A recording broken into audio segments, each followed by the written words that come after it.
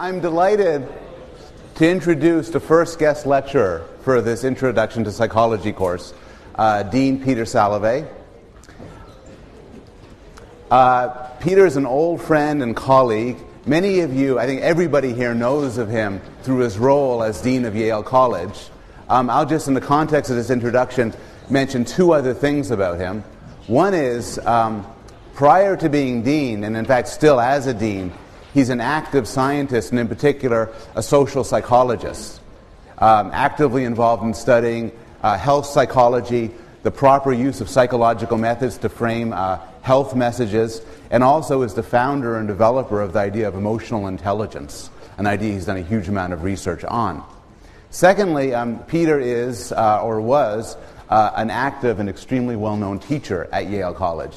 He taught at one point the largest course ever in Yale College, a course on psychology and law, which broke every record ever had here.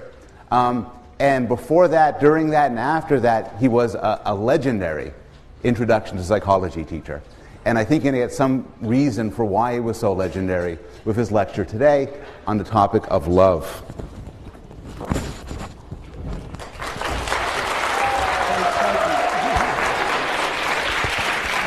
I've got the mic on. Thanks very much. Okay.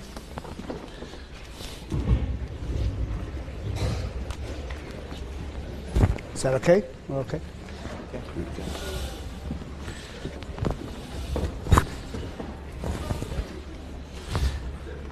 Okay, thank you very much, Professor Bloom. It really is a pleasure to come and lecture to you today on Valentine's Day on the topic of love. My main area of research is human emotion, and love is an emotion. It's not one that I study personally, at least not in the lab, and but it is fun to talk about, and it is a topic that lends itself to many social psychological phenomena. It's also great to be able to come in and guest lecture. One of the things I very much miss since serving as dean is the opportunity to teach Psychology 110. And although I love being dean, I do miss teaching introductory psychology.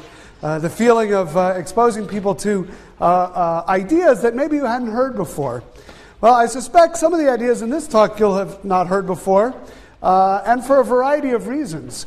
A couple of the things you'll notice is that some of the experiments I'll talk about today are not the kinds of experiments that can be done anymore. They're not considered ethically acceptable, but they were done in the 50s and 60s and early 70s when ethical standards were different, and so we can teach them, we just can't give you the same experiences that some of the college students that we'll talk about today in these studies had. The other thing I will mention is that there is a certain androcentric and heterosexual quality to much of the social psychological research on romantic love. You'll see that in the experiments. Usually the participants are men, and usually the targets are women in these experiments. I'm not endorsing this as the only way to study love. It just happens to be the way these experiments were done. And so I mention this caution right from the beginning. We'll have to think about, one of the things you should think about is, do you think these experiments generalize to other kinds of dyadic relationships? And that's a question that I think you can ask throughout this lecture. Okay, so let's get started. And to start things off, I think what we need to do is consider a definition. I'm going to define what love is, but then most of the experiments I'm going to talk about are really focused more on attraction than love. Who finds each other of romantic interest that might then develop into a love relationship. But let's start with a definition of love, and I'm going to pick a definition from a former colleague, Robert Sternberg, who is now the dean at Tufts University, but was here on our faculty at Yale for nearly 30 years or so. And he has a theory of love that argues that it's made up of three components: intimacy, passion, and commitment, or what is sometimes called decision commitment. And these are relatively straightforward. He argued that you don't have love if you don't have all three of these elements. Intimacy is the feeling of closeness, of connectedness with someone, of bonding. Operationally, you could think of intimacy as you share secrets, you share information with this person that you don't share with anybody else. Okay? That's really what intimacy is. The bond that comes from sharing information that isn't shared with many other people. Second element is passion. Passion is what you think it is. Passion is we would say the drive that leads to romance. You can think of it as physical attraction or sex. And Sternberg argues that this is a required component of a love relationship. It is not, however, a required component of taking a shower in Calhoun College. The third element of love in Sternberg's theory is what he calls decision or commitment. The decision that one is in a love relationship, the willingness to label it as such, and a commitment to maintain that relationship, at least for some period of time. Sternberg would argue it's not love if you don't call it love, and if you don't have some desire to maintain the relationship. So, if you have all three of these, intimacy, passion, and commitment, in Sternberg's theory, you have love. Now, what's interesting about the theory is what do you have if you only have 1 out of 3 or 2 out of 3? What do you have and how is it different if you have a different 2 out of 3? These are what's interesting about this kind of theorizing is it gives rise to many different permutations that when you break them down and start to look at them carefully can be quite interesting. So what I've done is I've taken Sternberg's 3 elements of love, intimacy, passion, and commitment, and I've listed out the different kinds of relationships one would have if you had 0, 1, 2, or 3 out of the 3 elements. And I'm using names or types that Sternberg uses in his theory. These are really from him. Some of these are pretty obvious. If you don't have intimacy, if you don't have passion, if you don't have commitment, you don't have love. Sternberg calls this non-love. That's the technical term. And essentially what he's saying is the relationship you now have to the person sitting next to you, presuming that you're sitting next to a random person that you didn't know from your college, is probably non-love. If it's something else, we can talk about it at the end of the lecture, or perhaps when I get to it in a moment. Now, let's start to add elements. Let's add intimacy. This is sharing secrets, a feeling of closeness, connectedness, bonding. Let's say we have that with someone, but we don't have passion, that is, no sexual arousal, and no commitment to maintain the relationship. This is liking. Sternberg calls it liking.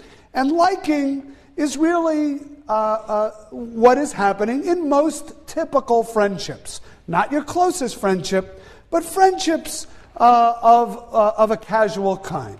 You feel close, you share certain information with that person that you don't share with many other people, but you're not physically attractive, and there's no particular commitment to maintaining this for a long period of time. Now, what if you're not intimate, you're not committed, but you're passionate? You feel that sexual arousal. This is what Sternberg would call infatuation, and that term probably works for you too, infatuated love. And this is love at first sight. I don't know you. We've never shared any secrets because I don't know you. I'm not committed to defining this as anything. I'm not committed to the future. In fact, I'm not thinking about the future. I'm thinking about right now. But boy, am I attracted. Right? That's infatuation. And that's what Sternberg means by infatuated love. The third kind of one-element relationship is there's no intimacy, right? No bonding, no closeness, no secrets, no physical attraction, no sexual arousal, but by gosh, we are going to maintain this relationship. We are committed to it for all time. Sternberg calls that empty love. Empty love is kind of interesting. It's often the final stage of long-term relationships that have gone bad. We don't share information with each other anymore, so there's no intimacy. We don't feel physically attracted to each other anymore. There's no passion. But we'd better stay together for the kids, right? Or we'd better stay together for appearance's sake. Or we'd better stay together because financially it would be a disaster if we don't. Or all the reasons other than intimacy and passion that people might commit to each other. That's what Sternberg calls empty love. Now, what's interesting is in societies where marriages are arranged, this is often the first stage of a love relationship. These two people who've maybe never seen each other before, who have never shared secrets, so there's no intimacy, who don't know if they're physically attracted to each other, are on their wedding day revealed to each other and committed legally and sometimes religiously to each other. Right? The commitment is there, but at that moment, nothing else might be there. What's interesting, of course, is that such relationships don't seem to have any greater chance of ending in divorce than people who marry for love. But there's a big confound, there's a big problem in studies of those kind of relationships. What might it be? Anybody? What might be the problem in the statement I just made that these kind of relationships are just as likely to survive as people who marry for love? Yes? Yeah, so they may occur, they're more likely to occur in societies that frown on divorce. They make it very costly, socially costly to divorce. So they may stay together for all kinds of reasons, not always such good ones. All right, now, who was it who sang the song 2 out of 3 Ain't Bad? Is that Meatloaf? Who was it? It was Meatloaf. All right, if Professor Bloom says it was Meatloaf, it was Meatloaf. You're all saying there was a singer called Meatloaf? Meatloaf sang the song 2 out of 3 Ain't Bad. Let's see if 2 out of 3 ain't bad. What if you have intimacy, we share secrets, passion, we feel physically attracted to each other, but we're not making any commitments here. Sternberg calls that romantic love. This is physical attraction with close bonding, but no commitment. Romeo and Juliet, when they first met. This is often the way relationships start. We like each other. I'm physically attracted to each other, to you. I enjoy spending time with you, but I'm not making any long-term commitments here. I'm not even willing to use the L word in describing what it is we have. Right? Many of you might have been in relationships of this sort. That's romance. That's romantic love. Now, what if you have intimacy? We share secrets with each other, but there's no particular physical attraction, but we are really committed to this relationship. This is what Sternberg calls companionate love. This is your best friend. We are committed to sharing intimacy, to being friends forever, but physical attraction is not part of the equation here. This is sort of maybe the Greek ideal in relationships of some kind.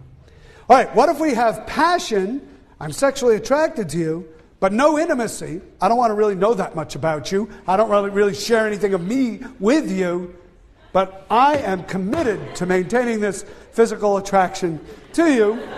Well, that's what Sternberg calls fatuous love. It's a whirlwind courtship. It's a Hollywood romance. It might lead to a shotgun wedding.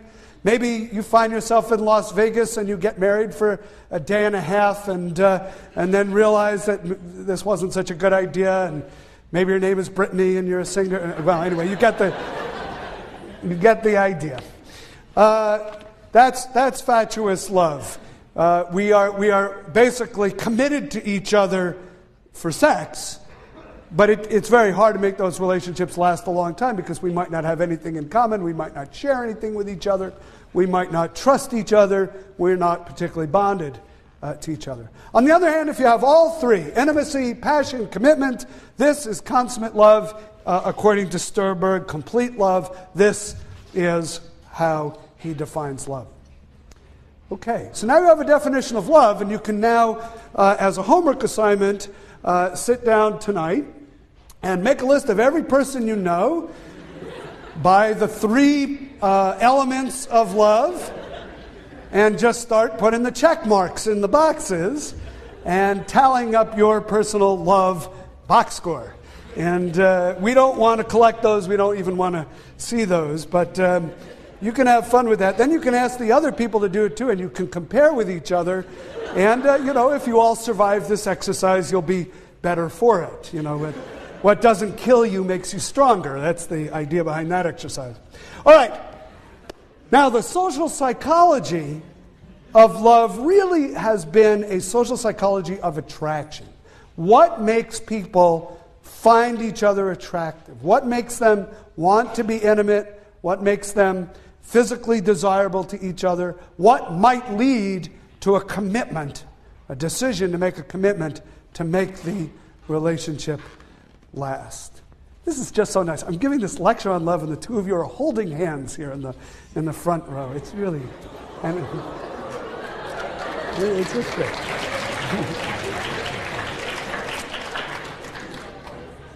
All three elements present: intimacy, passion, and okay. Good. Just checking. Okay, so what's interesting about the social psychology of attraction is it has focused on 7 variables. And I've divided these into 2 groups, the big 3 and the more interesting 4. And I call them the big 3 are 3 variables that the effects are so powerful that they almost don't need to be discussed in much detail. The more interesting 4 are the ones I'm going to focus on in this lecture because they're a bit more subtle and they may be things that you've never heard of before. But let's quickly talk about the big 3.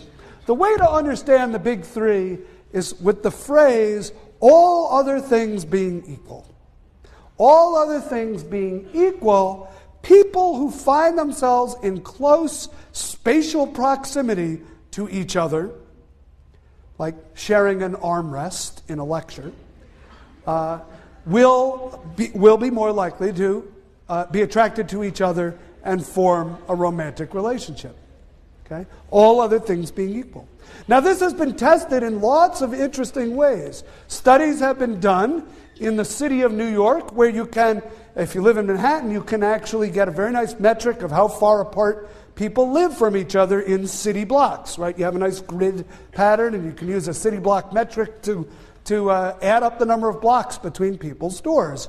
And people who live more closely together are more likely to end up in romantic relationships with each other. Seems kind of obvious, right? This even works on college campuses. We can measure in feet the distance between the door to your room and the door to every other room of a student on campus, and there will be a correlation between the likelihood of, it's a negative correlation, the likelihood of getting into a romantic relationship with a person and the number of feet between your door and that person's door. The fewer feet, the more likely a romantic relationship. All other things being equal. Now, all other things being equal is a big qualifier, right? But if we could statistically control for every other variable, all I'd need to do is measure the distance from your door to everybody else's door on campus, and I could chart out who's going to fall in love with whom on the Yale campus. Now, this idea, in a way, is, I don't know, maybe it's a little counterintuitive. There's a kind of cultural myth around the stranger, the person you don't know, who you who you fall in love with, and is not likely to be the case if it's the person who's nearby, right? And you'll see as we go through the other two big three that there's a kind of repetition of this theme. It isn't the stranger you fall in love with. All right, let's continue down. Similarity. You've probably heard the phrase, birds of a feather flock together. And that's true when it comes to romance.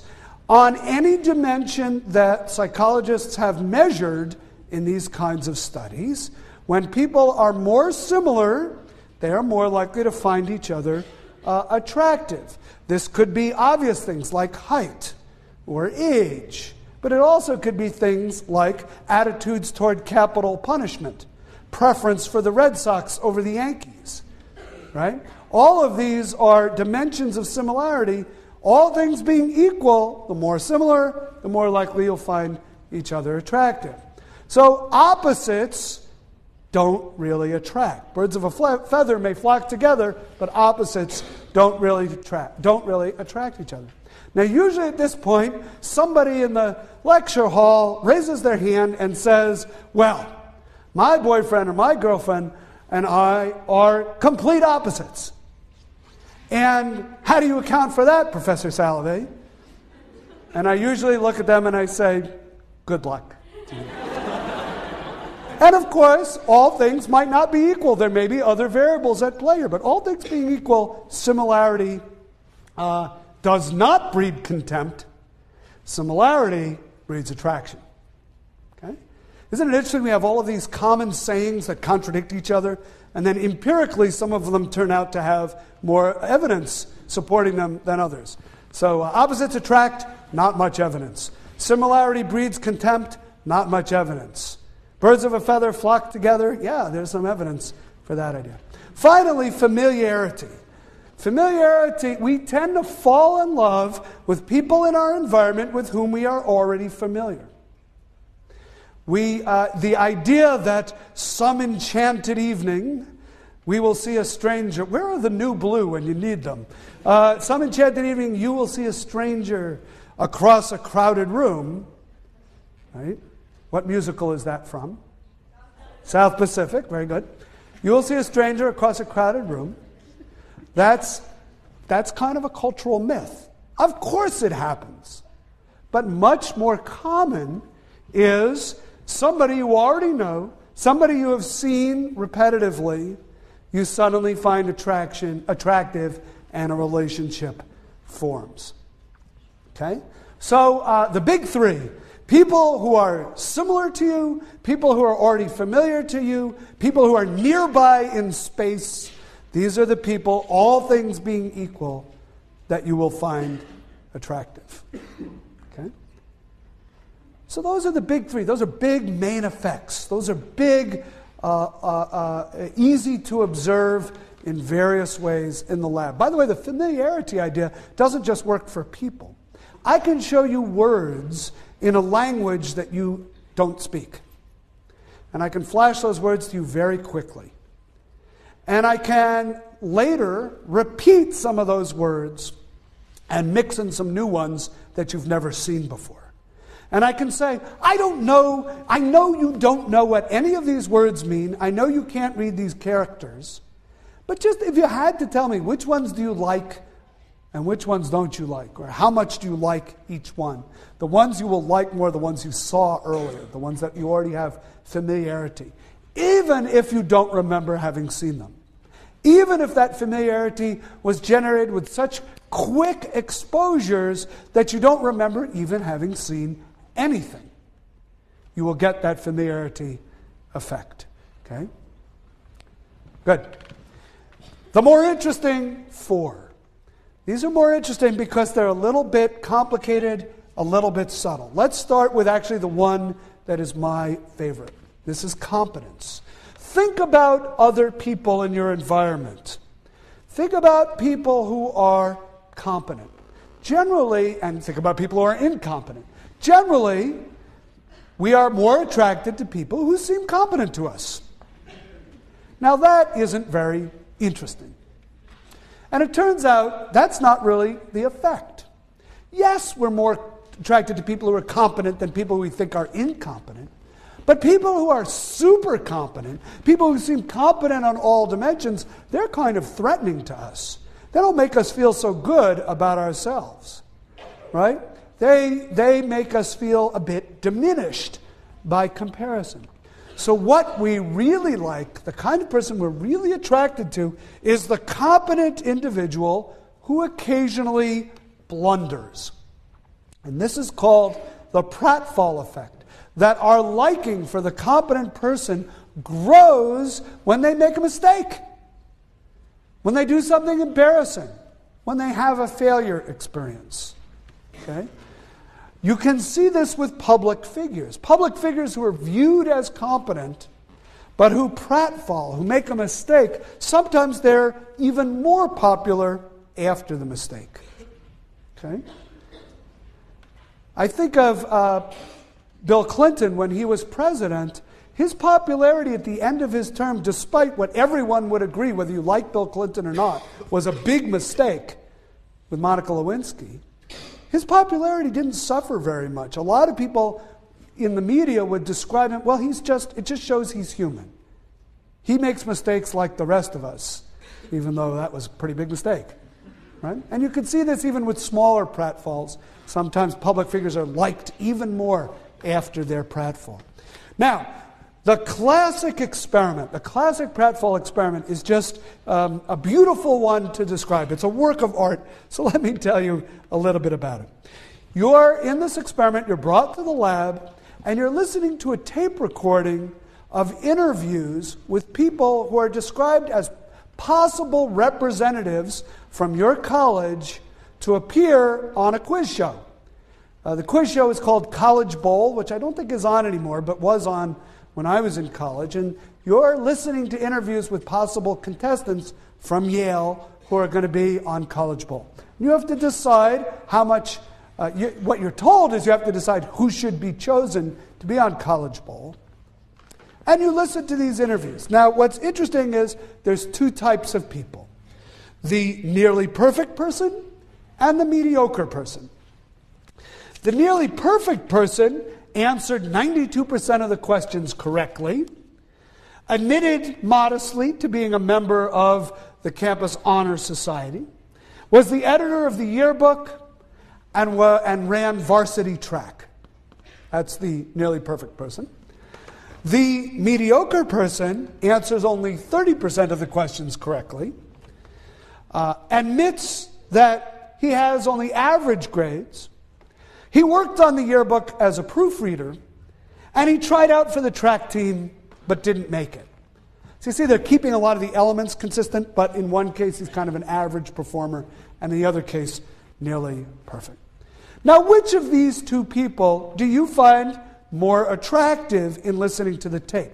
So when they ask you questions about which person should be on the quiz show, people say the more competent person. But they also ask questions like, how attractive do you find this person? Now, you're only listening to an audio tape. How attractive do you find this person? And the results are pretty obvious. The competent person is rated as much more attractive, considerably more attractive, than the mediocre person. Okay? If this were the end of the story, though, it would be a kind of boring story. And it's not the end of the story. Now what happens is half of the participants in the experiment who have listened to each of these tapes, you only get to listen to one tape, half of them are assigned to the blunder condition. And what happens in the blunder condition is the tape continues, and what you hear is the clattering of dishes, the person saying, "Oh my goodness, I've spilled coffee all over my new suit." Okay? That's the blunder. That's the pratfall. Now you're asked, who do you find more attractive? And look what happens. Your rating of the attractiveness of the competent person grows even higher. The competent person who blunders, this is the person that I love. Unfortunately, the mediocre person who blunders, you now think is even more mediocre. Right? This is the sad irony in these experiments. The effect works both ways. So the mediocre become even more lowered in your esteem, in your regard. Now I'll tell you a little personal story about my coming to Yale that relates to this experiment. This is one of the most famous experiments in the history of social psychology. I wouldn't quite put it up there. You'll hear maybe later about, or maybe you've already, about Milgram and maybe Asch conformity and maybe Roberts cave. Those are even better known than this, but this is right up there. This is a top 5 experiment. And it was done by Elliot Aronson, who has retired now, but for many years taught at the University of California, Santa Cruz. Name is not one that you need to know. In any case, I came to Yale in 1981 as a graduate student, and I was looking for an advisor, and I was kind of interviewing with a faculty member at Yale at the time named Judy Rodin. Some of you may know that name because she went on later to become the president of the University of Pennsylvania, and now is the president of the Rockefeller Foundation. But I was interviewing with her, I set up a meeting, and what I was trying to persuade her in this meeting was to take me on as one of her students, to be my advisor. And it's about my 3rd or 4th week of graduate school, and I'm pretty nervous about this, and she could be intimidating to a first-year graduate student. And I remember I was holding this mug of coffee, and I was pleading with her, trying to convince her to take me on as her student. I was saying, Judy, I'll get a lot done, I'll work really hard, I can analyze data, I can write, and I'm talking about myself, and I'm swinging, I'm using my hands as I talk, I'm swinging this cup of coffee around, and fairly soon into the conversation, I demonstrated some principle that you've probably learned in your physics class, having to do with an object at rest remaining at rest unless acted upon by a force. Well, the object at rest was the coffee in the cup. And when I pulled the coffee cup out from under the coffee, it landed right on her desk and I watched in slow motion as this wave of coffee just moved from my side of the desk to her side of the desk. She jumped up and jumped back and started moving papers around and really was giving me this look like, why don't you just leave? So I was trying to save the moment as best as I could, and I looked at her and I said, Judy, you remember that old experiment that Elliot Aronson did on attractiveness? She looked at me kind of out of the corner of her eye. I said, well, that was my blunder. Now you're going to like me even more. And she just shook her head and she said, Peter, you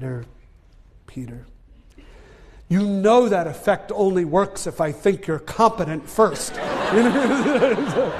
Anyway, that was my introduction to Yale, graduate school at Yale. All right, so blundering, only blunder if you're competent first, and it will make you more attractive. That is the pratfall effect. Let's move on. And I'm going to move a little bit quickly through all of this because I want to leave time for a few questions at the end of the lecture. Let's talk about physical attractiveness as number 2 of the more interesting 4. Now, physical attractiveness is one that really bothers us. We don't like to believe that physical attractiveness accounts for much in life. It seems unfair. Except at the margins, there isn't much we can do about physical attractiveness. And when we're not pictured in the rumpus, it can really hurt, So we don't like to believe that physical attractiveness matters. And the interesting thing is if you do surveys of college students and you say to them, rate how important different characteristics are in relationships that you might be involved in, they will say that warmth is important, sensitivity is important, intelligence is important, compassion is important, sense of humor is important, and they'll say that looks aren't important. But if you measure all of those things, let's do it in a different order. If you send everybody out on a blind date, and then you look at, after the blind date, how many of those people who are matched up blindly actually go on a second date? actually get together again. What predicts who gets together again? Was it the rating of warmth? No. Sensitivity? No. Intelligence? No. Compassion? No. Sense of humor? No. What was it? Looks. So we believe that looks don't matter. And unfortunately, they do. Now, the good news in all of this is the studies that looked at physical attractiveness in this way were just looking at what predicts a second date after a first date. Obviously, what predicts a long-term relationship are probably things less superficial than looks, or at least other things in addition to looks. But it is a great predictor of a second date. And college students, year after year, say, but it's not important. And it's one of those classic dissociations between what we think is unimportant and what empirically turns out to be more important. All right, well, there are very interesting studies that have been done with physical attractiveness. At the University of Minnesota, a computer algorithm paired people up. Couldn't have been a very complicated algorithm because it basically paired people up randomly on the campus. But a lot of data about all the students on campus were collected, and people were then randomly paired up and sent to the dance, and then they were tracked over time. And just as in the thought experiment I just gave you, the University of Minnesota students acted in the same way. If they rated their partner as attractive, the randomly assigned partner, they were more likely to continue the relationship. Now, it's interesting to ask why, and we have to start to look at other experiments to try to get at what is it about physical attractiveness that makes people want to pursue the relationship. And once again, Elliot Aronson, the person who did the blunder experiment, the pratfall experiment, he did some nice work on attractiveness as well. And in one experiment, which many people know as the frizzy wig experiment, he did the following. He invited a Confederate, a graduate student who was working with him in his lab. Social psychologists always called people who were in the employ of the experimenter Confederates. Doesn't mean that they grew up south of the Mason-Dixon line or wave a certain kind of flag. But the older term for it was stooge. They would say, we hired a stooge to act in the following role in the experiment. But I think a certain generation of college students thought stooges were only named Moe, Larry, and Curly. And so they started to use this phrase Confederate. Now they'll usually just say we hired an actor. But anyway, the Confederate that they hired was a woman who is naturally attractive in most people's view. But they made her look either more attractive or less attractive by giving her kind of frumpy clothes, bad makeup, and a frizzy wig. And it was the frizzy wig that everybody remembers from this experiment. And what she does in the experiment is she poses as a graduate student in clinical psychology who is interviewing male participants, only men in this experiment. And at the end of the interview, she gives them her own personal clinical evaluation of their personality. Okay? So that's all it is. They have this interview with this woman. She's either made to look very good or she's made to look kind of ugly with this frizzy wig. And they talk to her. She gives them an evaluation of their personality. Half of the subjects receive a favorable personality assessment. Half of them receive a kind of unfavorable evaluation. How do they respond? Well, when she was made to look attractive, they were delighted when she gave them positive feedback about themselves. When she was made to look, when she was made to look attractive, but gave them unfavorable information about themselves, they were really upset about it. When she was made to look unattractive, they didn't really care what kind of information she gave. It didn't really matter whether it was positive or not. It didn't really make any difference. It was interesting, in the condition where she was made to look attractive but gave you bad feedback about yourself, often the subjects in that condition would look for an opportunity to interact with her in the future, obviously to try to prove that her evaluation was wrong. It mattered that much to them. So there's kind of this idea that attractive people, their feedback to us has more impact. I'm not saying this is fair. I'm not saying it's rational. I'm not endorsing it. But empirically, excuse me, empirically, we can see it. It's somehow the feedback from the attractive person matters more to us.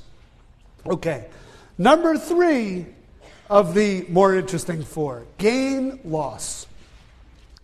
This is really a general idea in psychology that we are in a way wired up to be more sensitive to change than to steady states. And you can imagine why that might be true. Change often signals danger or opportunity. And if we're especially tuned in to change, it helps us survive, and it helps us pass along our genes. Okay? So we're more sensitive to change. How does that play out in love? Well, in love, what is very powerful to us is not just that someone always is positive toward us. I love you, I love you, I love you, I love you, I love, right? It wears out its welcome. What's more powerful is the person who was not that positive to us, but over time becomes more positive. The first derivative of their regard for us is positive. Okay? Aronson calls this the gain effect. We are really attracted to people whose regard for us is gaining momentum over time. Okay? And even if over a period of time the average amount of their regard is lower, because they started lower and then got higher, than someone who was always high, it's the ones who were first lower who then went up that capture our attention. The first derivative is more important than just the position of their regard for us, getting better and better. Now what's interesting is there's also a loss effect. People who really hurt us are not the people who have always been negative. The person who every time they sees you, hates you, says they hate you, and accompanies it with an obscene gesture, after a while this person can't hurt you, right? There's a country song that Ricky Skaggs sings that has the phrase in it, "Nothing can hurt you like the person you love." That's what hurts. The person who always was positive, whose regard starts to fade. You can only hurt the one you love, right? You can only hurt the one you love because you are expecting positive feedback from the one you love. And when that turns negative, it's a blow. It's a blow to the solar plexus, right? So you can only hurt the one you can love, but the one who always loves you sometimes has trouble showing you that they love you. The one who didn't really love you that much, but then starts to show you that they love you, that person is a powerful influence on your behavior. Okay, the last set of studies. Have you talked about Schachter Singer's emotion? Okay, so let me describe to you this phenomenon. This is a phenomenon about the misattribution for the causes of arousal. You feel physiologically aroused, but you're not completely sure why, and you have to make up an explanation for it. I think what I want to do, and sometimes that explanation is accurate, but the ones that are interesting here are the ones where you misattribute the cause of the arousal. You make a mistake and think it's love when it might be due to something else. So let's do a thought experiment. I'm a Yale College student for the purposes of this thought experiment. And I live in Pearson because I need to walk a great distance to Chapel Street, to the Starbucks on Chapel Street. And I have a friend who I don't know that well, somebody who was sitting next to me in class a few weeks in a row, and I said, would you like to go see the New Blue in concert and then get coffee after it Friday night? And she says to me, sure, I would do that. And so the New Blue concert takes place in the Pearson Davenport Theater in the basement there, what used to be a squash court. There's now a little theater. And we enjoy ourselves at the concert. And then I say, let's go to Starbucks and get a coffee. And so we walk that distance from Pearson College down to the York Street gate, over to Chapel Street, make the left on Chapel Street, another block down to High, walk into the Starbucks. And she says to me, I better have a decaf because it's kind of late. I want to be able to sleep. And I say, that's fine, whatever you want. She says, yes, I'll have a decaf double espresso mocha skinny with a, what? What other dimensions are there? Right? A double espresso mocha skinny, frothed. And I say, okay, fine, I'll have a coffee. And I go up there and I order the drinks. I'll have a small coffee, please, and a double espresso mocha skinny frothed. Except the barista makes a mistake. Did the word barista exist before Starbucks? I don't think so. The barista makes a mistake. The barista uses caffeinated coffee in the drink instead of decaf. Doesn't tell anybody, doesn't tell me, I don't see it. I just come back with my black coffee and my double espresso mocha latte skinny frothed. Except it isn't espresso. It's got 2 shots of caffeinated espresso in it. I'm sorry, it isn't decaffeinated. It's got 2 shots of caffeinated espresso in it. And I put it down on the table, and we're having this nice conversation, and we're drinking our beverages, and it's about 12:30, 1 o'clock now, and Starbucks is closing, and it's time to walk back to Pearson. And we're walking back to Pearson, and we leave the Starbucks. We make a left on Chapel Street. We're walking up to York. I'm getting a little sleepy. But my friend looks at me and says, I feel a little funny. What's actually happening? Her heart is beating a little faster. Her palms are beginning to sweat.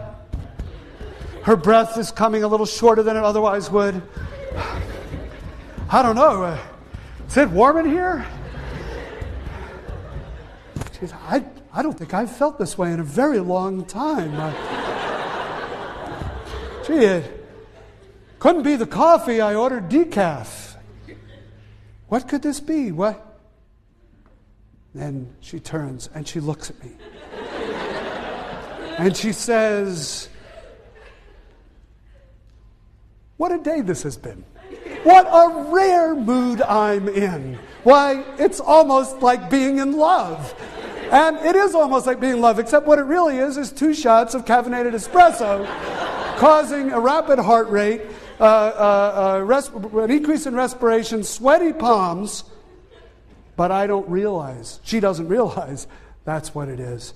She turns to the most salient, this is the way social psychologists would say it, turns to the most salient object in her immediate social environment, that would be me, and says she's in love. That's the idea of misattribution.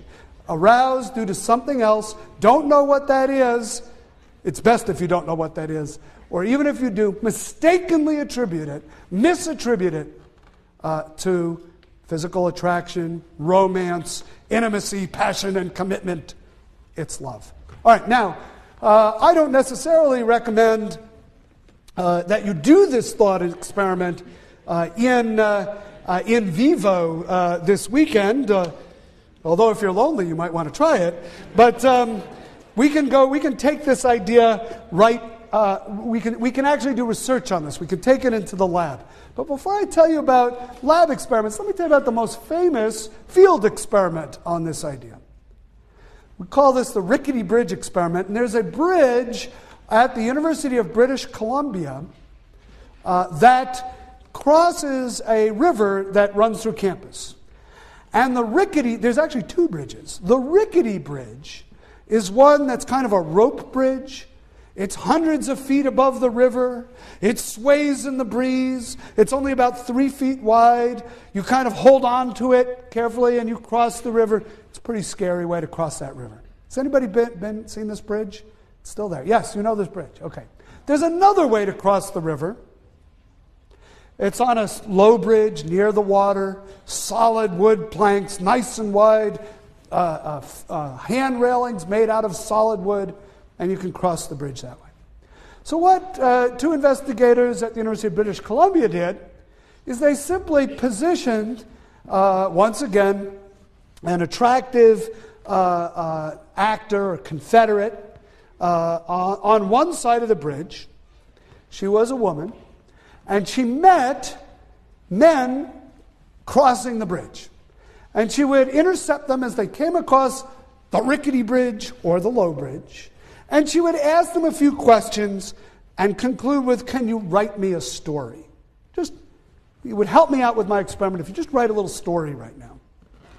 Then she would collect their story and she would say, if you have any questions about this experiment, here's my phone number. Actually, this happens when you're in experiments. You get the phone number of the experiment. What happens? Well, the male students who crossed the rickety bridge, they wrote these sexy stories with interesting content, with kind of little bit ribald themes. And the people on the solid bridge, they just wrote pretty boring stories. The people who crossed the rickety bridge were more likely to call her up later and say, yeah, I'd like to talk about that experiment I was in. Can we meet at the Starbucks? You drink decaf, don't you? Right? And the people on the low bridge were much less likely to call her up. Okay?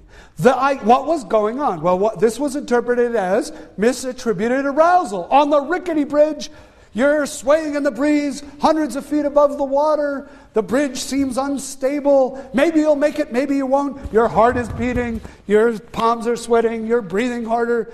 You meet this person and she seems more attractive because you're feeling all these things and you attribute it to the attraction. Now, there's a reason why this study is bad science. There's a major flaw in this study. The clue to the flaw is that you can't even call this study an experiment. What's the flaw? Anybody? Yes? People who would take the rickety bridge might be more likely to be more for adventure. People who take the rickety bridge might be the kind of people who are more looking for adventure than the people who take the solid bridge. Right. Another way of saying it is there isn't random assignment of the subjects to the two conditions in the study. That's no random assignment, it's not an experiment. By not randomly assigning people to these two conditions, you may be capturing just individual differences in the kind of person who, when there's a perfectly stable, safe, low bridge, says, I don't want to go on that bridge. I want to go on the bridge where I have to risk my life to get to class. And then should it surprise us that that's the kind of person who would call a perfect stranger on the telephone and write a sexy story and give it to them?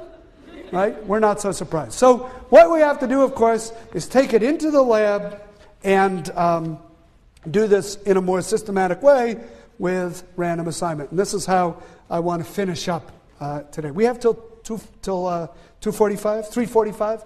Okay, great. I'll take about 5 more minutes to finish up, and that'll give us some time for questions. So, how do you do this in the lab?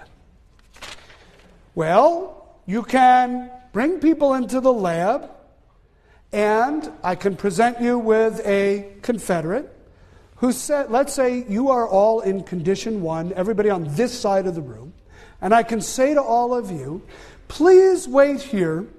We'll begin the experiment in a moment. While you're waiting, please fill out this form. And the form includes how attracted you are to the experimenter, to me. I can do the same thing over here. I can give you the form that asks you to rate how attractive you think I am, and I can give you the same instruction with a crucial difference. Please wait here. We will begin the painful shock experiment in a moment. Please fill out these forms while you wait. What happens? The people who got the painful shock instruction are more likely to find the Confederate attractive. Why? Well, they're sitting there thinking about painful shock. It's making their heart beat faster. It's making their palms sweat. It's making them breathe harder, maybe. And even though it's fairly obvious what's doing that, they still misattribute that arousal to, I must be falling in love. Even with that obvious an instruction. You can do this in other ways. You can bring, here's one of my favorite ones. You bring people in the lab. We'll make them the control group this time. We bring you to the lab and we say to this group of people, please wait here. We'll begin the experiment in a moment. You can fill out these forms in the meantime. The forms ask how attracted you are to the experimenter. You're now in the experimental group, and I say, please wait here. We'll begin the experiment in a moment. I'm going to ask you to fill out some forms. But first, to get ready for this experiment, I'd like you to get on this treadmill and run for 10 minutes. So you've run on the treadmill, you've just sat around. The people who've run on the treadmill, even when that arousal is fairly obvious, you're doing a little bit of aerobic exercise, you still find the experimenter more attractive. Okay? This is why the 4th floor of Payne Whitney Gym is such a dangerous place. And I urge you as your dean to be very careful there. Okay? It's that combination of aerobic exercise and spandex that leads to trouble. All right, now, here's the final experiment, and I apologize for this. It is a bit sexist in 2007 context. But let me explain, and we could never do this, and one could never do this experiment today, but let me go through it with you, and you'll apologize for its some of its qualities. In this experiment, male subjects were brought into the lab, and they were asked to look at centerfolds from Playboy magazine. So these are essentially photographs of naked women. And they are wearing headphones that amplify their heartbeat. And they are asked, among other things, how attracted are they to the centerfold photograph that they're looking at. So maybe, I don't remember how many they look at, maybe it's about 10. So these slides are coming up. They've got the headphones on. The headphones are amplifying their heartbeat. And the slides are moving one after another for a few seconds each slide. And they're listening to their heartbeat. Slide 1. Slide 2. Slide 3. Slide 4. Slide 5. Slide 6. And then they're asked, which one did you find most attractive? Which one were you most attracted to? Oh, slide 5. Absolutely. She's the woman I want to marry. Okay? And what has happened is they're using this bodily cue of their heartbeat to infer that that's who they find more attractive. Now here's the twist. They're not actually listening to their heartbeat. They're listening to a tape recording of a heartbeat, and the experimenter is back there with the speed knob, and at random intervals, he just speeds up the tape of their heart and then slows it down again. And it doesn't matter which slide he speeds up the tape of the heartbeat on. That's the one the subject is more likely to think is the person of their dreams, the person they're attracted to. So even you can misattribute real arousal. You can even misattribute phony arousal. Arousal that isn't even coming from your body. It's just being played to you randomly. You can even misattribute that. Okay, I think these experiments are cute, and I think there's an interesting phenomenon there, and it says something in a way about how easily we can be misled as to what things in our environment, even things coming from our own body, mean. But there's also some very serious implications of this kind of work. One of them has to do with domestic violence. So think about domestic violence situations and why people stay in them. Why do people stay in relationships that are violent? Now, the number one reason, and we have to acknowledge it up front, is usually economically there's no alternative. Or people believe there's no alternative. I can't leave because if I leave, I'd be homeless. If I leave, I will starve. If I leave, my kids will starve. Or there'll be danger to my kids. I mean, that keeps people trapped in abusive relationships. And that's number one. But what else might be going on? Sometimes people don't realize that the relationship they're in is abusive. It's psychologically or emotionally abusive. They get into these fights and screaming matches and name-calling and such, even if it's not physical violence. And they feel a certain arousal when that happens. And they misattribute it to, well, he wouldn't be yelling and screaming at me if he didn't love me. Right? They misattribute that what might be anger, what might even be aggression and violence, to an expression of love.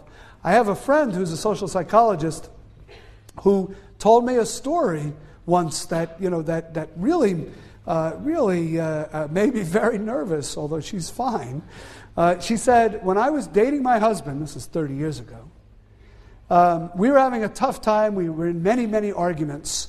We got into many, many arguments. And one time something happened where he came up to my car in a parking lot and he was yelling at me through the window. And I rolled up the window, and before you know it, he had punched out the window. And, yelling at her, he punched out the window. He didn't touch her. And she said to me, that's when I knew he really loved me. And I thought, that's scary. And all joking aside, that's scary. But that's misattributed arousal. When he did that, I felt something and I assumed it was love. What she was misattributing as love, she was misattributing his aggressive response as love. She was misattributing her own fear as mutual attraction, and I must love him. So although we joke about these kinds of experiments, and they are fun to talk about because they are unusual and cute, there is also some serious implications of this kind of work that one might think about, and you might think about other possible implications as well.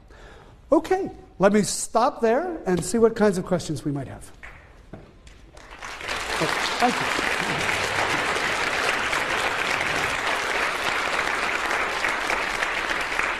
Thank you. Thanks very much. That's very kind of you. Because we are on tape, I'll repeat any questions that come in. Yeah?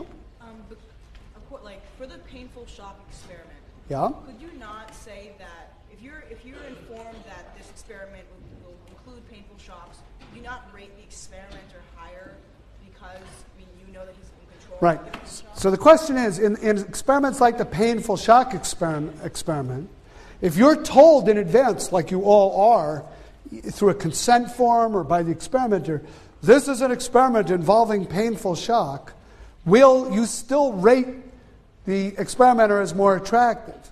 Or will you not be able to misattribute the arousal? It is true. The more salient we make the source of the arousal, the less likely you can get the effect. If in my thought experiment, I say to my friend, Well, I know why you're feeling that way. The reason why you're feeling that way is because the barista made a mistake and gave you caffeinated espresso when you asked for decaf, or maybe you just love me, right? The person is not likely to say, oh, I bet it's love. They're more likely to think, oh, caffeine, yeah, that's the parsimonious explanation here.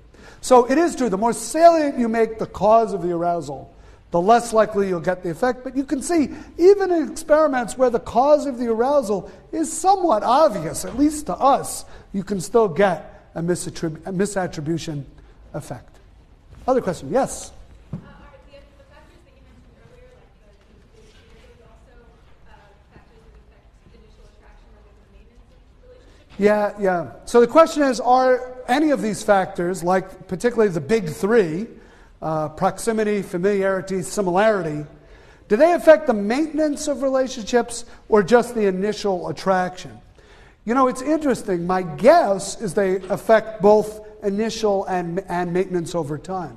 But the literature mostly focuses on initial attraction. We have much richer data on that initial attraction and those initial stages of the relationship. In part because it's a little hard to follow couples over time.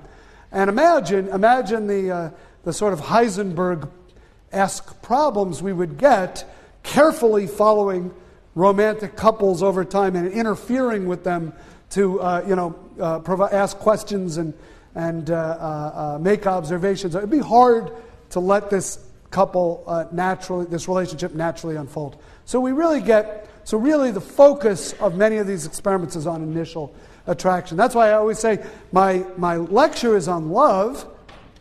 The definition of terms is about love, but the experiments really are much more about attraction than about love. Another question? Yes?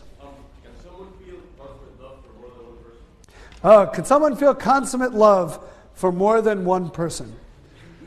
It's a very good question.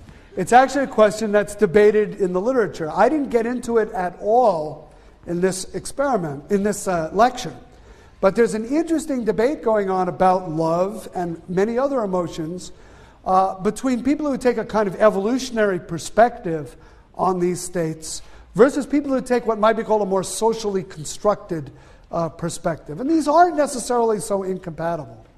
But the evolutionary perspective, I think, would argue that you can feel that kind of love for more than one person, or at least it would facilitate the passing on of your genetic material to a larger array of the next generation. So I think the evolutionary explanation is not a problem. But we have constructed a world where in most societies, except for very unusual polygamous societies, the belief is that you can't love more than one, right? And so you've got this tension between what might be evolutionarily wired impulses and a kind of social constraints that say this isn't good, this isn't appropriate, this is taboo. And my guess is the result is, yes, you could, but you're not going to feel unconflicted about it. And it's because these two are confronting each other at the same time. How about one more question, and then we'll let you go. Sorry, I saw him first. Wouldn't natural selection favor people who learn all these things and then try to proactively apply it to their own behavior? So he's making the evolutionary argument. Wouldn't natural selection favor the people who take introductory psychology, come to my Valentine's Day lecture, listen carefully to the big three and the more interesting four, and then go out there and put them into practice? It feels a little bit like like we're trying to pass on an acquired characteristic, which is a little bit counter to Darwinian theory. But if somehow, if you could design a proclivity for learning this kind of material, evolution might indeed favor it. I can tell you this much: it would make the several thousand social psychologists in this world very happy and proud of their field if that turned out to be true. Anyway, thank you all very much. Happy Valentine's Day. Thanks.